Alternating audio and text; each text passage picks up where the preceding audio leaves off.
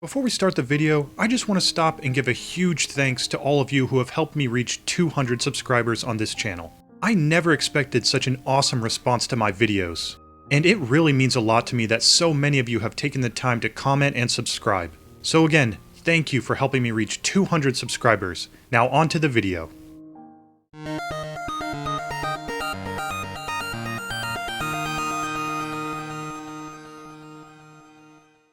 Hello and welcome to the arcade. You know, some of us have been doing this gaming thing for over 20 years at this point. And throughout all those years, I have played some amazing games. Unfortunately, most of them I'll probably never play again, and I'll probably forget more than half of them as well.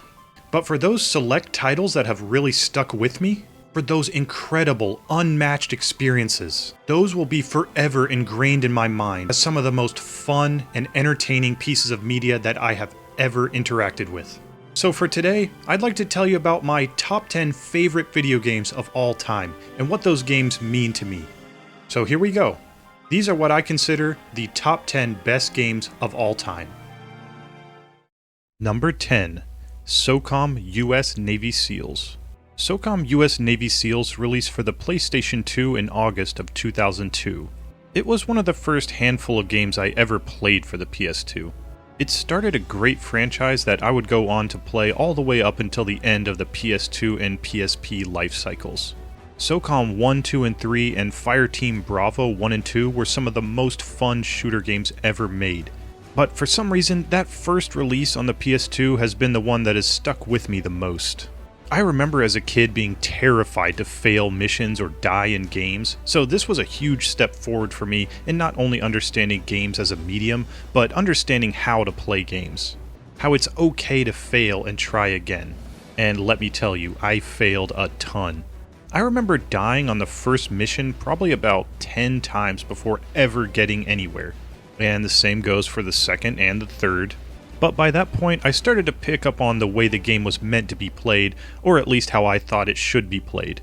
I wouldn't beat that game until I finally understood all the different tools and ability that the game equips the player with. But once I did, it was one of the most satisfying experiences I've ever had in gaming. I still remember that even as a kid, I felt like I had to get an A on every mission. And I did my best to beat every mission, remaining as stealthy as possible, always using a suppressor and always hiding bodies after taking down a tango. I don't think I really played too many other third-person tactical shooters like this, or at least never stuck with them for very long. SOCOM just had something different, something that elevated it for me over all those other games.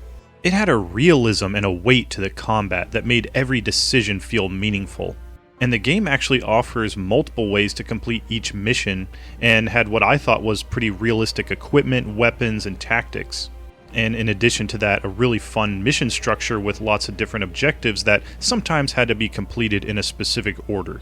It has really awesome sound design as well. The character voices are all portrayed in a way that makes you feel like you're playing a movie, and the guns and other weapons all sound and feel really great. Not just the sound design, but the music was excellent as well, and of course it was, since it was composed by none other than the legendary Jeremy Soule. You could also issue commands to your squad of SEALs, and there was a pretty long list of stuff they could accomplish. Their AI was pretty solid too, from what I remember, as they'd be pretty competent to complete whatever task you assigned them. I was also just blown away by the graphics of this game as a kid, and I still think it looks good for the time that it was released. It has a great variety of locations for the 12 missions as well, and each one feels really unique and iconic to me. The game also had online, and it was one of the first games I ever played online after my parents finally decided to get a decent internet connection at our house. I don't think I had a microphone or anything, so I probably didn't talk to any other players at first, but man, I can't even tell you how excited and nervous I was to play that game with other random players on the internet. And those are just a few of the reasons why I'll remember SOCOM US Navy SEALs forever, and why it remains one of my favorite games of all time. Number 9. Mass Effect 2. Mass Effect 2 released for the PlayStation 3, Xbox 360, and PC in January of 2010, and was developed by the legendary BioWare. I think it's still considered by most to be the best game in the series so far. It built upon everything that was established in the first game and was never really outdone by anything in Mass Effect 3 or Andromeda in my opinion. Mass Effect 2 is a third-person action RPG that features over-the-shoulder shooting and a cover system for combat. There's a handful of different classes the player can choose from depending on their combat preferences, and a whole host of different abilities depending on which class you select. The game had a ton of customization in a lot of different areas of the game. For example, you can customize your character, their weapons and abilities, and you can customize the squad that you bring with you on missions. You could even load your save from Mass Effect 1 if you'd played it previously on the same system. One of my favorite things about Mass Effect 2 was the galaxy map overworld.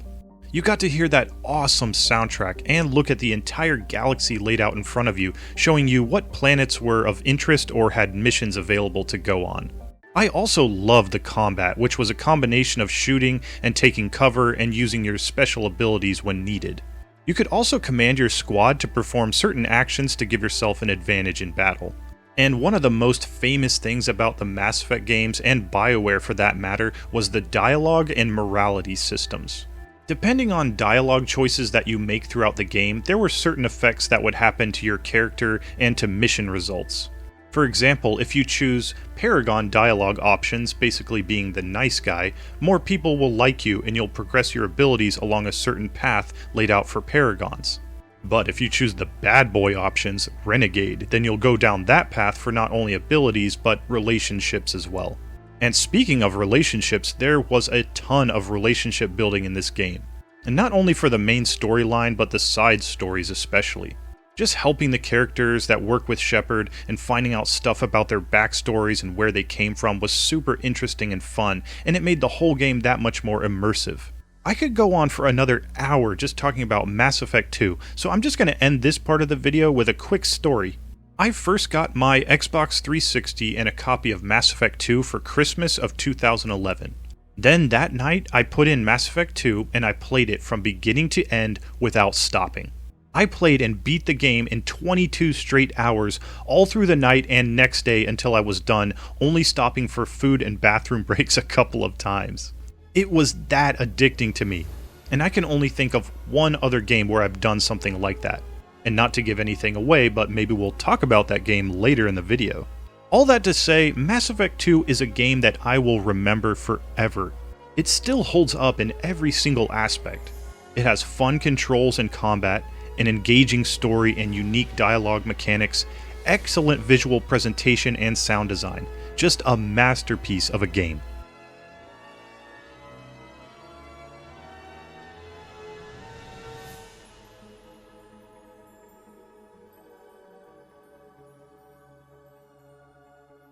Number 8. Monster Hunter Tri. Next we have Monster Hunter Tri, which was developed by Capcom and released for the Wii in April of 2010. I may have said this before in another video, but I think this was the first game that I ever pre-ordered with my own money. I remember the version I bought came with a black Wii Pro controller and a Wii shop card worth 500 points. Which I redeemed and used obviously, but actually I still have that card somewhere around here on my shelf. I have a long history with the Monster Hunter franchise. And while I do think the newest entries are straying just a little bit too far from what I love about this series, I will probably continue to buy and play all the Monster Hunter games. But my true love for Monster Hunter was fully cemented with the release of Monster Hunter Tri. I'd played Monster Hunter 1, Freedom 2, and Freedom Unite before this one, so I knew what I was getting into, but I had no idea the scope and the scale to which this game would reach. For those who aren't familiar, Monster Hunter Tri is an action game centered around hunting larger and larger monsters in order to craft better and better armor and weapons, so you can repeat this cycle until you reach the end of the game. It is addicting like nothing else. The gameplay takes some getting used to for the uninitiated, as there's definitely some weight to the weapons, and the lack of a lock-on system or target follow forces you to really commit to each and every action you take while hunting. And speaking of weapons, there are a ton of different weapon types, and within those types a bunch of different ones with varying levels of power and special effects. It would take hundreds and hundreds of hours to unlock every single weapon and piece of armor in this game, which is one of the beautiful things about Monster Hunter. Anyone can play the games any way they want. You're completely free to customize the way you approach any given quest or hunt without the game ever telling you what you have to do. The game doesn't even force you to level up your weapons or armor if you don't want to. And speaking of beautiful things, this game still looks great to me, and it has a fantastic soundtrack as well. Moga Village is simply a vibe. I actually read that Capcom was originally developing Monster Hunter Tri as a PS3 game, which is probably why some of the graphics look so advanced for the Wii. I don't know how much that actually contributed to the presentation, but it is interesting to think that this game came out for the Wii when it did, and nothing Monster Hunter related ever came out for the PS3, at least not over here in the United States. But the most amazing things about Monster Hunter Tri was the two Elder Dragons, Gen Moran and Cedius. These fights were on another level compared to anything I had experienced yet in the Monster Hunter series. And I remember sinking countless hours trying to beat Cedius before finally getting him, and how amazing that felt to finally beat him. I spent many late nights and skipped many school assignments because of this game, and I'll never regret that because this is still one of my favorite games of all time, and a game I regularly go back to in order to relive some memories and get a taste of that old Monster Hunter formula, which was almost perfected in this game. Number 7. Prince of Persia: The Sands of Time. Next up is Prince of Persia: The Sands of Time, developed by Ubisoft and released for the PS2, GameCube, Xbox, and PC in November of 2003. To me, this is one of the great classics of that generation of consoles. Everyone knew about Prince of Persia, but I felt like I was the only one who truly loved it for some reason. It's one of those games that just immersed me and hooked me right from the start, and I felt like I had a real connection to it right from the very first time I ever played it. If you want more of my thoughts on this one, check out my other video on why Prince of Persia: The Sands of Time does not need a remake. The Sands of Time is an action-adventure game that incorporates puzzles and platforming into its formula. And on top of that, has a time rewinding mechanic that makes it stand out from a lot of other action platforming puzzle games. It has one of the most satisfying parkour systems in any game that I've ever played, and some of that has to do with the fact that it's actually not as free as it looks. The prince has specific free-running moves that he needs to perform in specific environments. And while you can combine the different moves to create some amazing platforming sequences, all the platforming elements are like a puzzle to be solved rather than a playground to be explored. It also has a really fun, albeit repetitive, combat system, but the most awesome thing about Prince of Persia is the story. The prince is trying to undo the destruction of the Sands of Time while working with Farah, who he reluctantly has to trust and protect, all while navigating the awesome environments, taking down terrifying enemies, making for a really compelling experience. I said it in my other video, but I'm just not really that excited for the upcoming remake of this game because I feel like this game just doesn't need one. It's still really fun, it's fast-paced, and it looks and sounds great, and it's a classic game that I will always call one of my absolute favorites. Number 6. Trackmania Nations Forever. Trackmania Nations Forever is a racing game released for the PC in April of 2008. Trackmania is probably the anomaly of this list. I typically don't really play racing games outside of Mario Kart. However, when I was a broke kid in 2008, I was always looking for free games for my PC. And after I discovered Trackmania, I was hooked. Me and my best friend spent countless hours during that summer playing Trackmania and trying to top each other's high scores on time trials and on the medal count. At one point, I believe he and I were number 1 and 2 in medals in our state.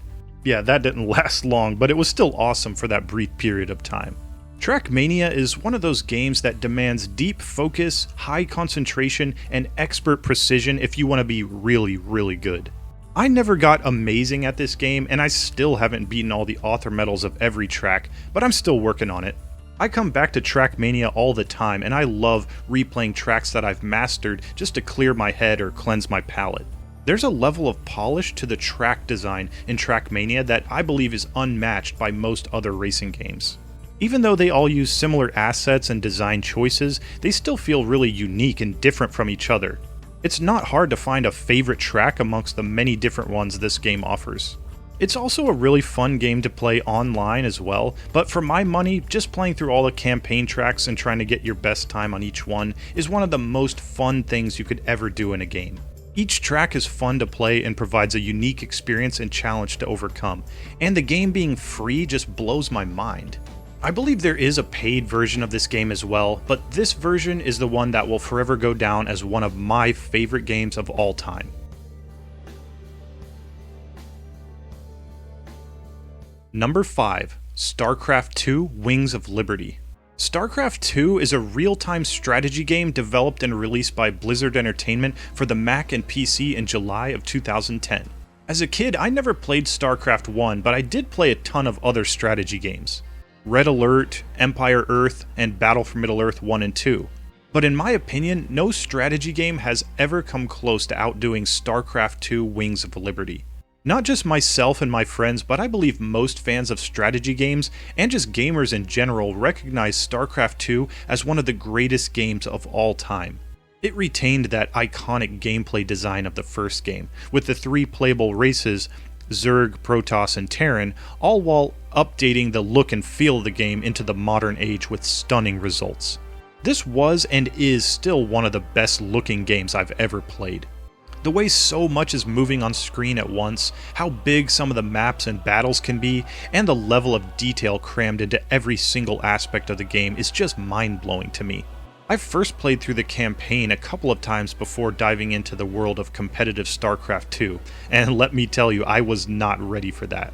I lost my first 10 matches I played online before looking up the famous StarCraft YouTubers. Day9, Husky, Grubby, TLO, Maximus Black, and more, just to find strategies and build orders to use and learn and adapt to. I quickly found that my favorite race to play was actually Protoss and not Terran like in the campaign of the game, mainly for the design of the units and the mystical sci-fi nature of their race.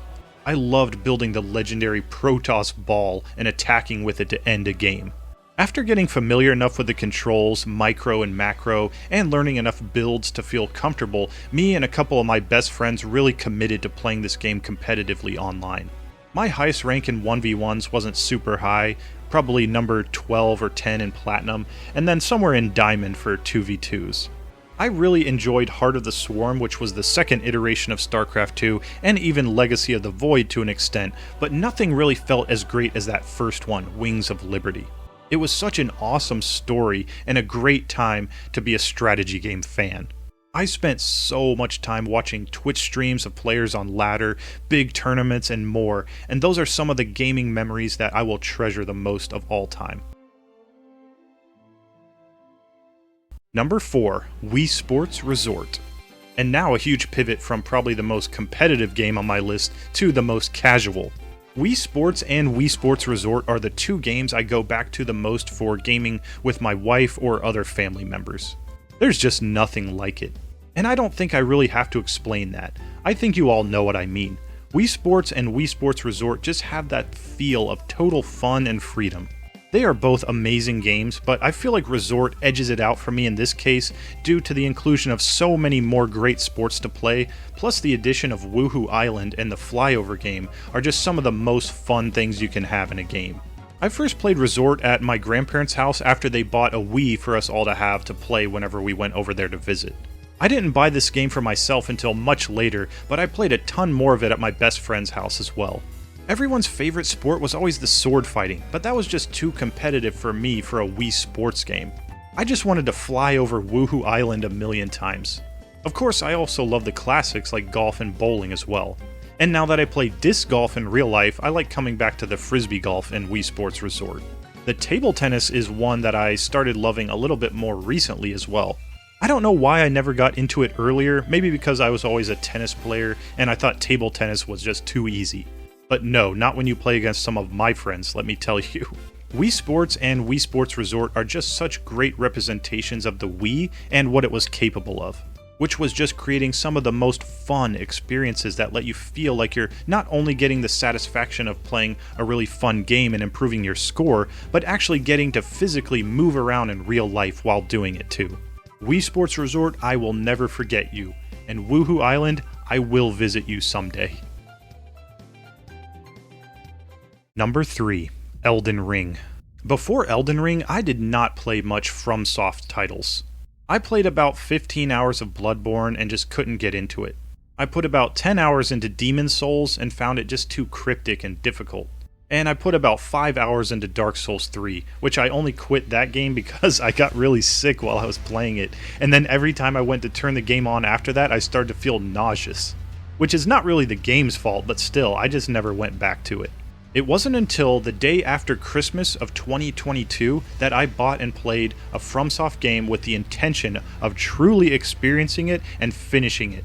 And Elden Ring instantly became one of my favorite games of all time. There is simply nothing else like this game. The level of depth is unmatched by anything else that I can think of. There's an almost unknowable amount of different things to do in this game, and it's all different depending on how you want to play, what kind of character you make, and what kind of build you go for. But let me tell you, I was not very good at this game right away. I was stuck in the first area for a very long time. Part of that was probably due to the fact that I did something in this game that I had never done before. See, in any previous RPG game, I would strictly stick to the strength builds. Knights, barbarians, or orcs. Something that could swing really hard and take a hit too. I never ventured outside of that into things like stealth, archery, or magic, but that's exactly what I did in Elden Ring. From the very beginning of my playthrough, I decided I would go for the glass cannon mage build. Even though I'd never really played a FromSoft game before, and I'd never played this way in any other RPG, for some reason I believed that would help me get through this game. And at first, I thought I'd made a terrible mistake because I just could not get past that area near the beginning where all the soldiers of Gothic are around that one big gate where the giant is right behind. It took me 3 days to get past that, but then I looked up a YouTube video on how to get powered up quickly in Elden Ring, and from there I was just rolling through it. That's not to say I didn't get stuck once or twice figuring out where to go or how to beat a certain boss or 3. But I never felt like I lost that momentum I gained after watching that video, because I just kept playing the game every night, making as much progress as possible in each session. And I'm so glad I did, because I was able to enjoy one of the most amazing pieces of entertainment ever created. I also noticed that after playing and beating Elden Ring, I have little to no desire to set other game difficulties to easy or story mode anymore. I'm comfortable with trying and failing a bunch of times before getting it right, something that I really struggled with early on in my time as a gamer. And I feel really grateful for Elden Ring and the team at FromSoft for teaching me to be okay with failure, so long as I continue to push forward through difficulty and never give up. And before we move on from Elden Ring, I just want to throw out my favorite bosses and ask what yours are as well. For me, it's Estelle, Natural Born of the Void, Radagon and Elden Beast, and the Fire Giant. But what are yours? Let me know in the comments below. Elden Ring might not be number 1 on my list, but it is certainly number 1 on many others, and if the president of the universe issued a decree that claimed that Elden Ring was the greatest video game of all time and no one could argue, I wouldn't be upset about it. It's that good. Number 2, Super Mario Odyssey. Have you ever played one of those games that is just 100% pure joy and fun the entire way through? Well, I have, and that game is none other than Super Mario Odyssey. I didn't own a Nintendo Switch at launch. In fact, I didn't even get one until 2020, and I didn't get a copy of Mario Odyssey until Christmas of 2021. All those years of Mario Odyssey existing and me not playing it, it's just making me feel sick. I have pretty much always loved and played all the Super Mario games. I still go back and play the original Super Mario Bros. On my NES from time to time. And this is a topic for another video, but the only one that I can't really get into is Super Mario World. Yeah, I know. But I love all the others. Super Mario Bros. 1 and 3, Super Mario 64, New Super Mario Bros., New Super Mario Bros. Wii, Super Mario Maker 2, these are all some of the most fun games ever.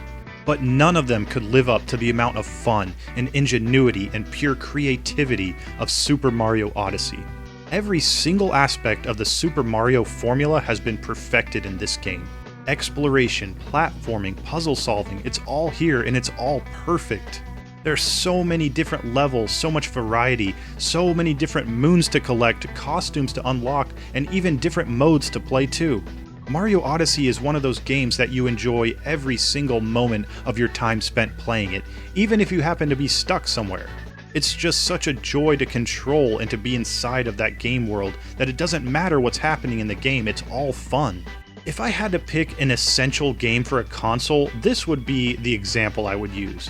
Super Mario Odyssey is not only the greatest game on the Switch, it's one of the greatest games of all time, and I believe that it wouldn't have accomplished what it did without that specific hardware that it was designed for. Kind of in the way that Super Mario 64 on the Nintendo 64 did with that unique controller. If you own a Switch and haven't played Super Mario Odyssey, I urge you to do so. It is more than worth your time. Before we get to my number one pick, I thought I'd throw in a couple of honorable mentions if you don't mind. Just a couple of games that don't quite crack my top 10 for at least this go around. We all know that our top 10s fluctuate constantly. But nevertheless, these are two games that I love enough to want to talk about them in a video concerning my favorite games of all time. Honorable mention number 1, Gothic 3. Piranha Bytes is one of those studios that hasn't had as much success over here in the States as they probably deserve. They are well known and loved in their home country, but over here, not as much. And I think that's just because a couple of things. Usually their games have a level of jankiness to them that puts most people off. They are lacking polish in areas that matter more to audiences over here in the US. So they're more easily rejected by Americans because of that. Secondly, and probably more importantly, they seem to release at the worst possible times. At least for Gothic 3, it released just a few months after Elder Scrolls 4 Oblivion, which we now know was a massive hit and a huge step forward for not only the developer Bethesda and their fantasy action adventure RPG series, but also for open world action RPGs as a whole. Gothic 3 was heavily compared to Oblivion when it came out, and much to their dismay, Piranha Bytes' excellent game was overshadowed by Oblivion. I'll be honest, I love Oblivion, and while I love Gothic 3 a little bit more, I can see why so many people avoided Gothic 3 or just picked up Oblivion instead. For the longest time after I bought Gothic 3, I couldn't play it. It just simply wasn't optimized well enough for my PC. Even after significant upgrades to my CPU and GPU, I still had a ton of trouble getting a solid frame rate, and I had load times that were more than 30 minutes. Seriously. But for all of its flaws, there is so much to love in this game. Gothic 3 has some of the best world building I've ever seen in a game. It has an awesome structure too that allows the player to choose their side or faction just by the quests that they choose to complete. And there's a ton of different cool items, powerful weapons and armor, and spectacular magic spells to unlock. It's one of those games that you can play however you want. You can be good or evil or a mix of both. You can join the rebels or you can sympathize with the orcs. It's all up to you, and the open world, the great graphics, and the awesome score all add up to a really satisfying, albeit flawed RPG that I believe more people should try. If you like Elder Scrolls or the Witcher series and haven't tried any of the Gothic games, I'd recommend Gothic 3. It is so much fun. Honorable mention number 2, Mario Kart 8 Deluxe. My final honorable mention is none other than Mario Kart 8 Deluxe. If you saw my previous video, you'll probably know most of my thoughts on this game, but there's always more to talk about with Mario Kart 8 Deluxe. The original version of this game, the one that released for the Switch that is, was already pretty much the perfect Mario Kart game. And over time, after getting new tracks, new characters, and new balance changes, this game is somehow still getting better as time goes on. There is an absurd amount of tracks to race on. There's a ridiculous number of racers, karts, wheels, and gliders to choose from. And the game has a great range of modes and online play as well. It really is not only the ultimate Mario Kart game, but also the ultimate party game. In my opinion, this is the best game in the world to play with friends on the couch. It is hard to think of any other game that can be as easy to pick up for new players while still retaining the depth and challenge that veterans crave as well. Mario Kart 8 Deluxe is an excellent game, but you probably already knew that. I just had to throw it in here because of how much time I've spent playing this game and how much time I will continue to sink into this awesome game.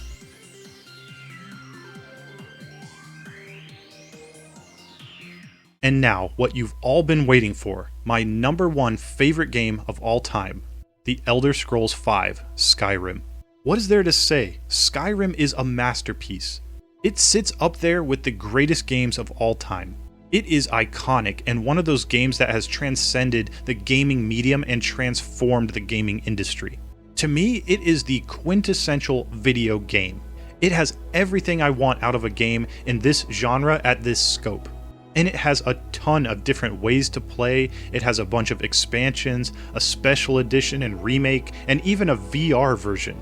It's released on 7 different platforms across 3 generations and sold more than 60 million copies. It's an undeniable classic that holds up to the test of time. In my opinion, it was an improvement on everything that Morrowind and Oblivion set up.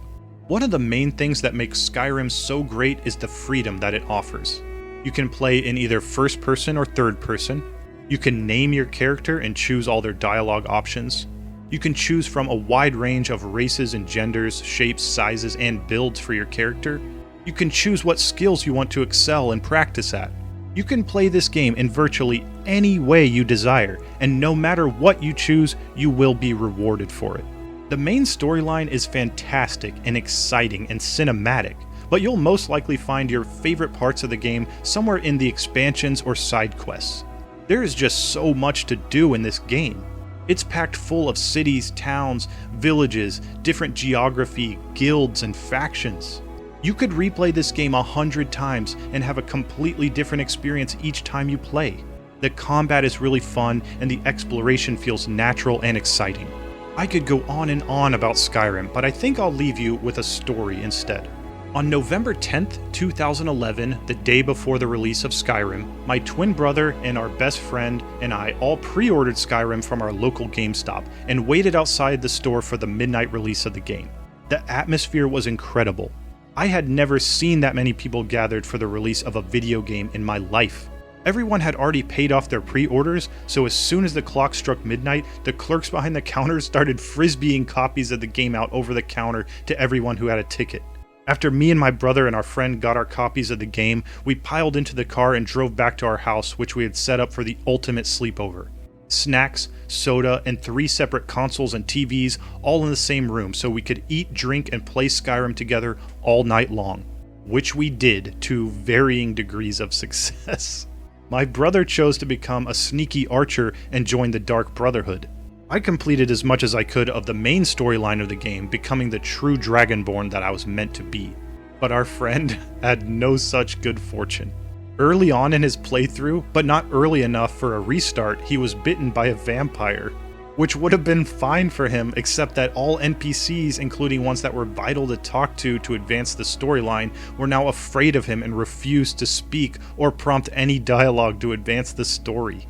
We scoured the internet for answers but found none. And while my brother had reached the end of the Dark Brotherhood story and I had achieved significant progress towards the main story of the game, our best friend had become an evil, ugly old vampire who no one would talk to, and he eventually had to restart and lose hours of progress. But regardless of his struggles, that night was one of the best nights of my life. And it's all thanks to my brother, my best friend, and the people who made this amazing game that we all know and love and still play to this day. Skyrim gave me my most treasured gaming experience and memories, and I will be eternally grateful for that. So that's my story, and that's my list of the top 10 best games of all time. Socom US Navy SEALs, Mass Effect 2, Monster Hunter Tri, Prince of Persia: The Sands of Time, Trackmania: Nations Forever, StarCraft 2: Wings of Liberty, Wii Sports Resort, Elden Ring, Super Mario Odyssey, and The Elder Scrolls V: Skyrim.